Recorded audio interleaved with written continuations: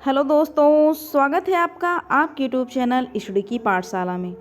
जैसा कि आप जानते हैं, डेली हिंदी व्याकरण के नाम से सीरीज चल रही है, जिसमें आज आपके साथ पर्यायवाची शब्द का रिवीजन कराया जाएगा। क्योंकि कुछ चीज़ें जो होती हैं दिमाग से हट जाती हैं, तो उनको आपको क्या करना पड़ता है, रिवीजन करना पड़ता है। तो इसीलिए आपको पर्यायवाची शब्द का रिवीजन कराया जाएगा। पर्यायवाची शब्द हो गए, तद्भव तत्सम हो गया, विलोम हो गए और अशुद्ध वर्तनी हो गई। जितने भी आपके साथ डिस्कस किए गए हैं उन सब का रिवीजन कराया जाएगा हर एक दिन।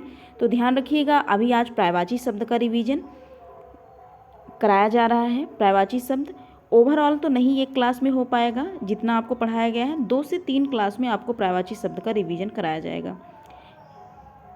तो आइए उसी के क्रम में बढ़ते हुए आइए आज क्लास स्टार्ट करें। अगर आप इस चैनल पर नए हैं तो चैनल को सब्सक्राइब कर लीजिए, बेल आइकन को प्रेस कर लीजिए, जिससे आपको अगली वीडियो का नोटिफिकेशन मिल सके। तो आइए पर्यायवाची शब्द का रिवीजन करें, क्योंकि यह जो पर्यायवाची शब्द आपके साथ अभी रिपीट कराए जाएंगे, यह पर्यायवाची शब्द आपने पढ़ लिया है। ध्यान रखिएगा, उसका रिवीजन चल रहा है। तो रिवीजन जो किसी भी चीज़ का रिवीजन करना ज़रूरी होता है, क्योंकि कुछ जो पॉइंट होते हैं हट जाते हैं। तो आइए उसी के क्रम में बढ़ते हुए रिवीजन करें। तो ध्यान रखिएगा, जो क्लास की टाइमिंग है शाम 4 बजे क्लास आपको प्रोवाइड कर दी जाती है। तो आइए आज की क्लास स्टार्ट करें। तो सबसे पहले शब्द में पहला जो आपकी पहली क्लास में आपके साथ डिस्कस किया गया था, अंग शब्द का पर्यायवाची शब्द डिस्कस किया गया था। तो आइए रिपीट करें।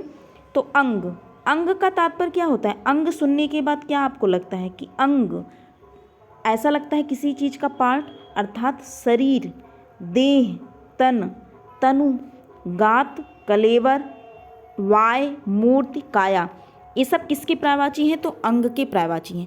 शरीर हो गया, देह हो गया, शरीर, देह, देह जैसे समाज में बोला जाता है देह, तन, तनु, गात, कलेवर, कलेवर भी किसका पर्यायवाची है? तो अंग का पर्यायवाची है। वाय, मूर्ति, काया, ये सब किसके पर्यायवाची हैं? तो ध्यान रखिएगा, अंग का पर्यायवाची। काया, काया का तात्पर्य किससे है? अंग से है। अगली पर्यायवाची है इंद्रपुरी। तो आइए रिपीट करें, इंद्रपुरी। तो इंद्रपुरी, तो इंद्रपुरी, इंद्रपुरी का जो पर्यायवाची है देवलोक है। देवलोक, इंद्रलोक, ध्यान रखिएगा, देवलोक, इंद्रलोक किसका पर्यायवाची है? तो इंद्रपुरी।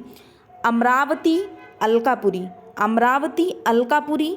स्वर्ग, आप जानते ही स्वर्ग, स्वर्ग कहा जाता है, तो स्वर्ग वही है, इंद्रपुरी को ही स्वर्ग कहा जाता है।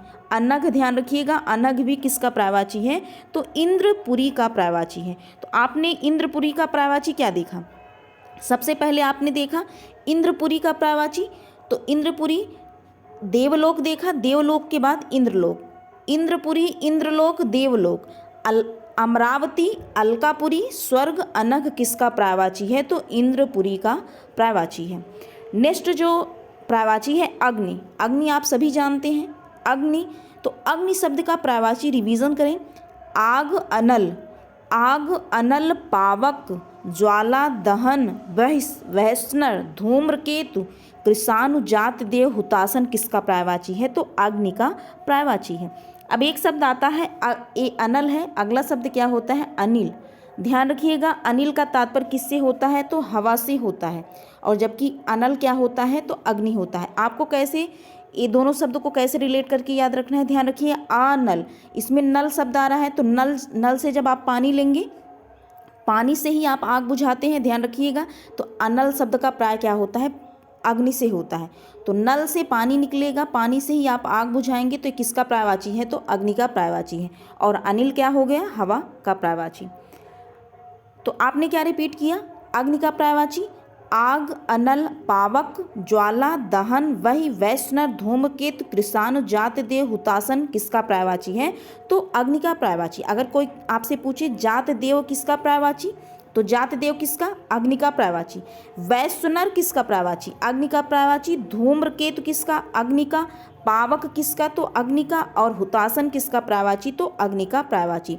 तो आग, अनल, आग, अनल, पावक, ज्वाला, दहन, वैष्णव, धूम्रकेतु, कृषाणु, कृषाणु भी ध्यान रखिएगा अग्नि का पर्यायवाची। जात, देव, हुतासन, हुतासन शब्द ध्यान रखिए किसका पर्यायवाची? तो अग्नि अर्थात आग का पर्यायवाची। नेक्स्ट निष्ठ पर्यायवाची की बात करें, अक्षर, अक्षर आप जानते हैं हिंदी वर्णमाला में आप अक्षर का प्रयोग करते हैं, वही अक्षर जिसका तात्पर्य अर्थात जिसका प्राय क्या होता है, मोक्ष होता है। वर्ण शिव ब्रह्मा, वर्ण शिव ब्रह्मा किसका पर्यायवाची है, तो अक्षर का। अक्षर आप जानते हैं वर्ण को कहा जाता है, और ये मोक्ष भी किसका प्राय है, अक्षर का। शिव ब्रह्मा कैसे आप इसको रिलेट करेंगे, ध्यान रखिएगा। शिव और ब्रह्मा से की अगर आप पूजा करेंगे तो आपको क्या प्राप्त होगा, मोक्ष प्राप्त होगा। ध्यान रखिएगा, मोक्ष प्राप्त होगा जब आप शिव और ब्रह्मा की पूजा करेंगे। तो इसका तात्पर्य क्या है, यह अक्षर। कैसे, शिव और ब्रह्मा का जाप करेंगे अक्षर से, अक्षर जाप में होगा अक्षर, तो आप पूजा करेंगे तो आपको मोक्ष प्राप्त हो जाएगा। ध्यान रखिएगा, और आपने अक्षर को वर्ण से रिलेट किया, और शिव और ब्रह्मा की पूजा करेंगे तो आपको मोक्ष प्राप्त होगा। तो 4 शब्द हो गए, किसका प्राय, अक्षर का प्राय। अक्षर, अक्षर का तात्पर्य वर्ण से है, क्योंकि वर्ण भी बोला जाता है कभी कभी अक्षर को, तो अक्षर वर्ण हो गया। और 3 क्या हो गए, शिव ब्रह्मा की आप पूजा करेंगे तो आपको मोक्ष प्राप्त हो गया। इसका मतलब क्या हो गया कि अक्षर के सब पर्यायवाची हैं, आपने रिलेट करके ध्यान रखा। आगे बढ़ें, आगे शब्द क्या है, अचल। अचल शब्द का जो पर्यायवाची क्या है, गिरि है, शैल है। अचल शब्द ध्यान रखिएगा पर्वत से रिलेट है, पर्वत के पर्यायवाची क्या होता है, अचल होता है।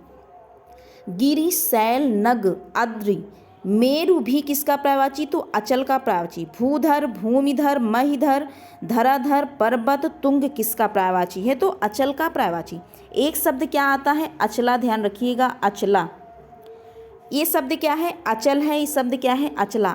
अचल का तात्पर्य किससे होता है, तो पर्वत से होता है। ध्यान रखिएगा, अचल जब भी शब्दायत क्या होता है, पर्वत होता है, जबकि अचला क्या होता है, अचला ध्यान रखिएगा पृथ्वी होता है।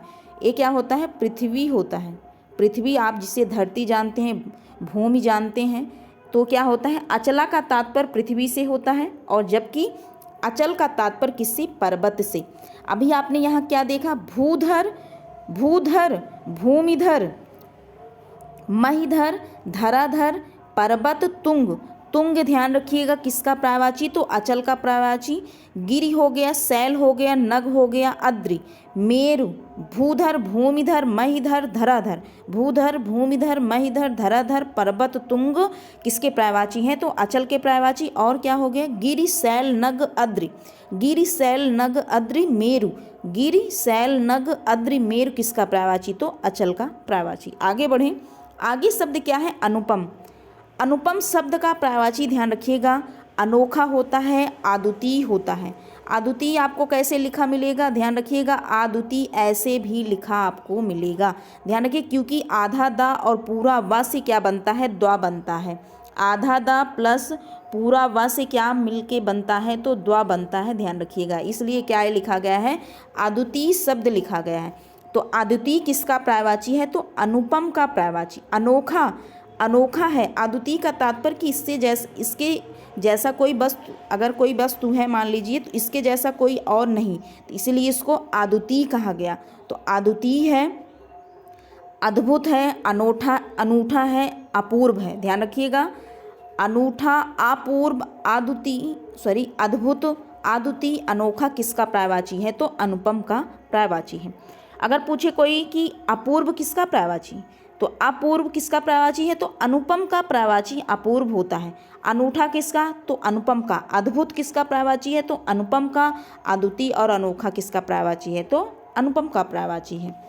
नेक्स्ट बात करें, नेक्स्ट शब्द क्या है, अचला। अभी आपको बताया, अचला शब्द ध्यान रखिएगा, धरती, अचला धरती होता है, भूमि होता है, भू होता है। तो आइए अचला शब्द का पर्यायवाची देखें। भू, भूमि, धरा, धरती। भू, भूमि, धरा, धरती, धरित्री, धरणी, धाप्ति, वसुधा, वसुंधरा, पृथ्वी, उर्वी। उर्वी ध्यान रखिएगा किसका पर्यायवाची, तो अचला का पर्यायवाची।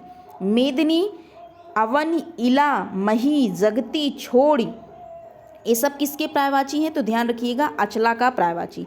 क्षिति हो गया, बीज, प्रसु, बीज को जन्म देने वाला कौन, अचला अर्थात धरती। प्रहु भी क्या है, किसका पर्यायवाची, तो अचला का पर्यायवाची। भू, भूमि, धरा, धरती, ये सब एक जैसे बैठते हैं इसलिए साथ में। भू, भूमि, धरा, धरती, धरणी, धाप्ति, वसुधा, वसुधा हो गया, वसुंधरा, पृथ्वी, उर्वी, मेदिनी, अवन, इला, इला ध्यान रखिएगा अचला का पर्यायवाची। मही जगती छोड़ी चित बीज प्रसु प्रभु प्रभु भी किसका प्रायवाची है? तो अचला का प्रायवाची। आइए एक बार अगेन रिपीट करें, किसका प्रायवाची? तो अचला का प्रायवाची। क्या? भू भूमि धरा धरती धरित्री धरणी धापती वसुधा वसुंधरा पृथ्वी उर्वी मेदिनी अवन इला मही जगती छोड़ी क्षिति बीज प्रसु प्रभु भी किसका प्रायवाची? तो अचला का प्रायवाची। आगे बढ़ें। अगला शब्द क्या है? अभिजात। अभिजात शब्द ध्यान रखिएगा। अभिजात श्रेष्ठ, पूज्य, उच्च, कुलीन। आपके साथ डिस्कस किया गया था किसमें? वाक्यांश के लिए एक शब्द में कुलीन शब्द, अर्थात जिसका कुलीन क्या है? एक वाक्यांश के लिए शब्द है। इसका तात्पर्य क्या होता है? जिसका जन्म उच्च कुल में हुआ हो वही क्या कहलाता है? कुलीन। ध्यान रखिएगा, कुलीन शब्द किसका प्रायवाची है? तो अभिजात का प्रायवाची है। अभिजात का और क्या प्रायवाची होता है? श्रेष्ठ, पूज्य, उच्च। अब आपको ध्यान आया होगा कि उच्च शब्द कैसा शब्द है या कैसा है? तद्भव है कि तत्सम? अब आपको रिलेट करा दें, आपने उच्च शब्द कैसे रिलेट किया था? उच्च न्यायालय से। उच्च न्यायालय अर्थात यह शब्द क्या है? तत्सम है। ध्यान रखिएगा, यह शब्द क्या है? तत्सम है। यह शब्द कैसा है? तत्सम है। और इसका जो तद्भव क्या होता है? ऊंचा होता है। आपको ऊंचा स्तंभ से रिलेट करवाया गया था। ध्यान रखिएगा, ऊंचा शब्द क्या है? तद्भव है, जबकि उच्च क्या है? तत्सम है। उच्च ऊंचा का क्या है? तत्सम है। बात करें और किसका प्रायवाची है? अभिजात का प्रायवाची है।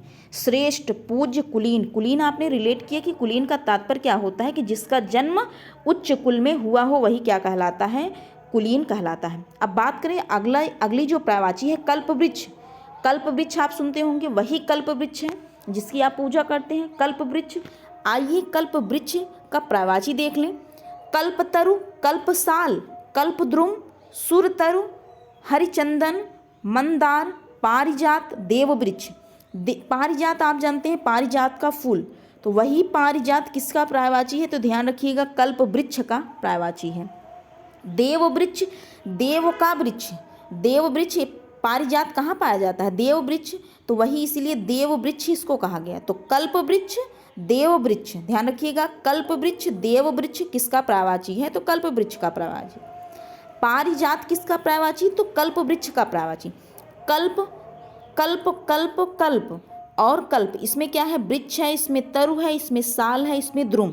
तो कल्पवृक्ष, कल्पतरु, कल्पसाल, कल्पद्रुम, सुरतरु, हरिचंदन, मंदार, पारिजात, देववृक्ष किसका प्रायवाची है? तो कल्पवृक्ष का प्रायवाची।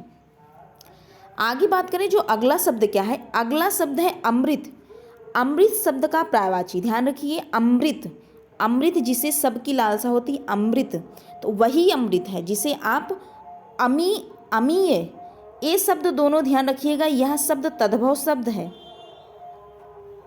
यह शब्द कैसा है? तद्भव है, और इसका तत्सम क्या होता है? अमृत होता है।